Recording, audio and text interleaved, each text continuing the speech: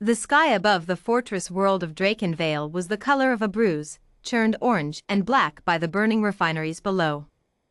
Commander Kaelrix stood at the edge of the command ridge, watching the distant fires consume what remained of the Allied forward base, and felt something he had not felt in 300 years of service, the cold certainty of defeat. The Skarn hive had broken through the southern line 2 hours ago. What followed was not a battle but a slaughter. Allied armor, Allied infantry, Allied gunships, all of it had been fed into the Inferno and all of it had come back as wreckage and silence. Kaelrix had given the order to fall back to the ridge, to consolidate what little remained, but he already knew the truth that none of his officers wanted to say aloud. Drakenvale was lost. Commander. The voice crackled through his comm array, threaded with static and distant gunfire. This is Captain Darian Voss, Terran Strike Battalion 7. We're inbound on your position. Kaelrix straightened. The humans. He had heard of them, of course. Every species in the coalition had heard of the new arrivals, the ones who had joined barely a decade ago and who fought with a recklessness that made even the most aggressive Allied tacticians uneasy. He had never fought beside them. He had hoped he never would have to find out why their reputation preceded them the way it did.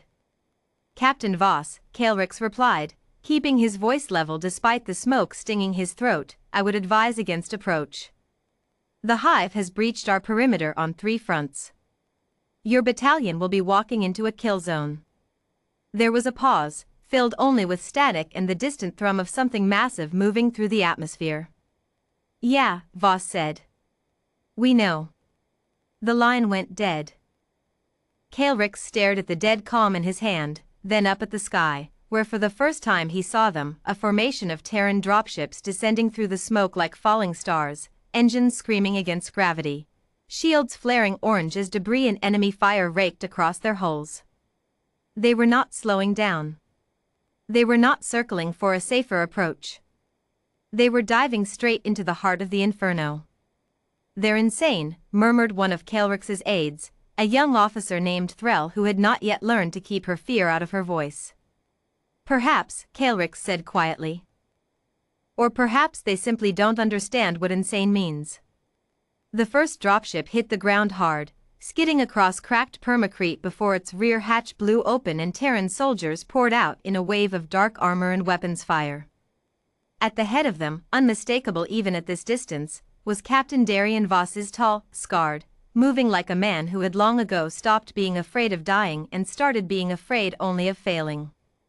Kaelrix watched through his optics as Voss's battalion did something no Allied unit had managed in 2 hours of fighting. They held a line. Not by retreating, not by digging in and waiting for reinforcements that weren't coming, but by advancing directly into the Skarn swarm, weapons blazing, shouting things to each other that Kaelrix's translator struggled to render with appropriate gravity. Things like push, push, don't stop and, bizarrely, laughter. They were laughing. In the middle of the worst fighting Kaelrix had witnessed in a decade, Terran soldiers were laughing. Commander, the southern breach is widening, Threll reported, voice tight. If Voss's unit doesn't hold, the entire ridge collapses. Kaelrix made his decision before he had fully processed it. Rally every able body we have left. We're moving down to support the Terrans. Commander, that position is? That position, Kaelrix said, already striding toward the ridge's edge, is the only one still holding. We go where the line holds. The descent into the Inferno was a descent into a different war than the one Kaelrix had been fighting all night. Where the Allied lines had been a slow, grinding retreat, the ground around Voss's battalion was chaos given purpose, Terran soldiers moving in overlapping fire patterns, covering each other with an instinct that seemed less like training and more like something bred into the bone. Kaelrix found Voss in the thick of it, kneeling behind the burned husk of a transport, reloading with hands that did not shake despite the carnage around him. Commander Kaelrix, Voss said, not looking up. Glad you could join the party. Your battalion is outnumbered 11-1, Kaelrix said, dropping into cover beside him. By every tactical model I know, you should be dead. Voss slammed the new magazine home and grinned, an expression so out of place amid the wreckage that Caelrix's translator flagged it as a possible malfunction in its emotional context database. Yeah, well. Nobody told the Skarn that. A shriek tore through the air, one of the massive hive biowalkers, easily 4 stories tall, crashing through a collapsed wall 50 meters away, its forelimbs already swinging toward the Terran position. Voss, one of his soldiers, shouted. I see it. Voss was already moving, sprinting directly toward the creature rather than away from it, shouting orders that Caelrix's translator rendered as something between tactical command and pure defiance. Anchor team, flank left. Demo, with me. We're taking that thing's legs out from under it. Caelrix watched, frozen for half a heartbeat by something that was not quite fear and not quite awe, as Voss and 3 of his soldiers charged directly beneath the walker's crushing limbs, planting explosive charges against its armored joints with a precision that belied the apparent madness of the act. The walker shrieked, stumbled, and came crashing down in an avalanche of broken plating and dying nerve clusters. The Terran soldiers didn't even pause to celebrate. They simply reformed and kept moving forward. Your people, Caelrix said, when Voss returned to cover, breathing hard but unharmed, do not fight like any species I have studied.